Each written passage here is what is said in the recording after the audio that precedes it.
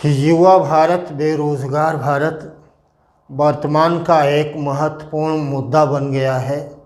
सवाल यहाँ पर इसका है कि सरकार के द्वारा बेरोजगार विद्यार्थियों के समस्या के समाधान में आखिर कदम क्यों नहीं उठाया जा रहा है, जबकि अनेक क्षेत्रों में सरकार के द्वारा पारदर्शी कार्यक्रम और अकाउंटेबिलिटी को अपनाया गया।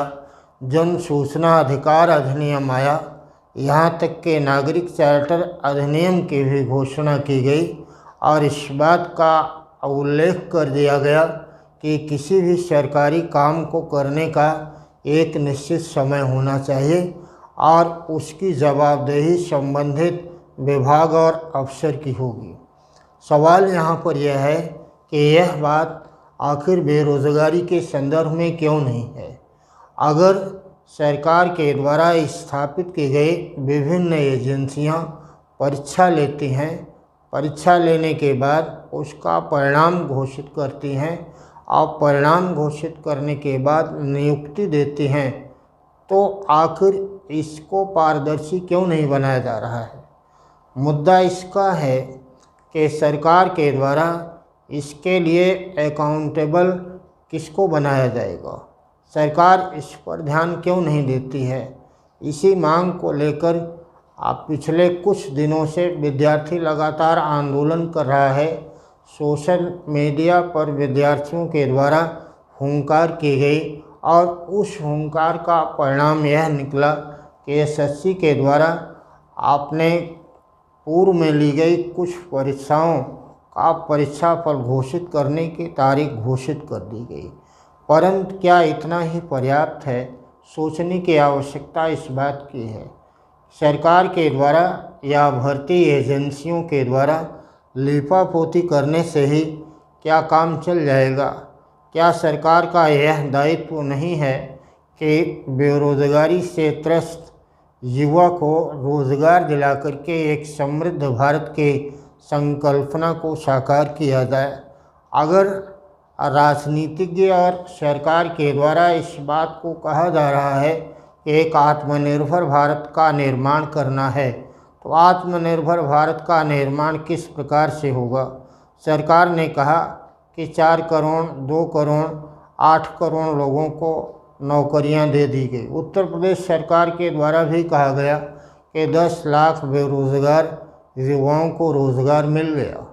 लेकिन अखबार के इस पन्ने को जब हम देखते हैं और ज़मीनी हकीकत से जब उसका मिलान करते हैं, तो यह वक्तव्य अपने आप में बेईमानी प्रतीत होता है, ना कहीं पर नज़र नहीं आता।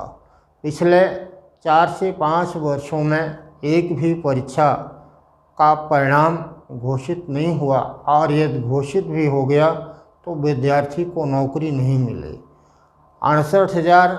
69,500 प्राथमिक शिक्षक भर्ती एलटी ग्रेड परीक्षा लोक सेवा आयोग के द्वारा टीजीटी पीजीटी 2016 की परीक्षा का अभी तक फाइनल परिणाम नहीं आया है। आज सोचने की बात है, सरकार के द्वारा भी सोचने की बात है, समाज के लिए भी यह एक सोचनीय विषय है कि अगर 4 से 5 वर्षों तक किसी भी परीक्षा का परीक्षा फल घोषित नहीं होगा, तो विद्यार्थी किस बिना पर अपनी तैयारी को निरंतर जारी रखेगा और आत्मनिर्भर भारत के निर्माण में अपना सहयोग किस प्रकार से कर पाएगा। शिक्षक भर्ती के संदर्भ में विशेष रूप से हम कहना चाहेंगे कि शिक्षा किसी भी समाज की रीढ़ है। जब तक शिक्षा नहीं होगी, समाज की समृद्धता की संकल्पना नहीं की जा सकती और शिक्षा के लिए शिक्षक का होना आवश्यक है। और जब शिक्षक भर्ती के संदर्भ में इतना लंबा समय लगेगा, तो ऐसे एक रचनात्मक समाज का निर्माण किस प्रकार से होगा, यह सोचने की बात है। यद्यपि आप देख रहे हैं कि लगातार आपके द्वारा किए जा रहे आंदोलनों के परिणाम स्वरूप सरकार के ऊपर दबाव बना हुआ है, लेकिन इस दबाव को, धरना प्रदर्शन को और अपनी हुंकार को निरंतर जारी किए रहना है। रामधारी सिंह दिनकर के द्वारा एक बात कहा गया था, सिंहासन खाली करो कि जनता आती है। इस बात को कह करके उन्होंने सरकार को चेतावनी दिया था कि जनता के पास वह शक्ति है जिसके द्वारा वह सरकार को बदल सकती है। यह लोकतंत्र की एक बहुत बड़ी मिसाल है। लेकिन दुर्भाग्यपूर्ण है कि सरकार के द्वारा, भारतीय एजेंसियों के द्वारा और यहाँ तक कि मीडिया के द्वारा भी बेरोज़गारी को अपना मुख्य मुद्दा न बना करके कम महत्वपूर्ण विषयों पर अधिक ध्यान दे करके उसको हाईलाइट करके बेरोज़गारी जैसे महत्वपूर्ण मुद्दे को दरकिनार कर दिया जा रहा है। इसलिए हम सब लोग, हम सारे शिक्षक विद्यार्थी एक साथ मिल करके यह प्रण लेते हैं कि सरकार को झुकाएंगे और एक निश्चित कार्यक्रम, एक जवाबदेह कार्यक्रम का निर्माण करने के लिए बाध्य करेंगे, जिसमें यह निश्चित हो सके कि कौन सी परीक्षा का विज्ञप्ति कब होगी, उसका एग्ज़ाम कब होगा, परीक्षा फल कब आएगा और उसकी नियुक्ति कब होगी। और यदि नियुक्ति में किसी प्रकार की गड़बड़ी है तो उसको दंडित करने का भी प्रावधान करना आवश्यक होगा।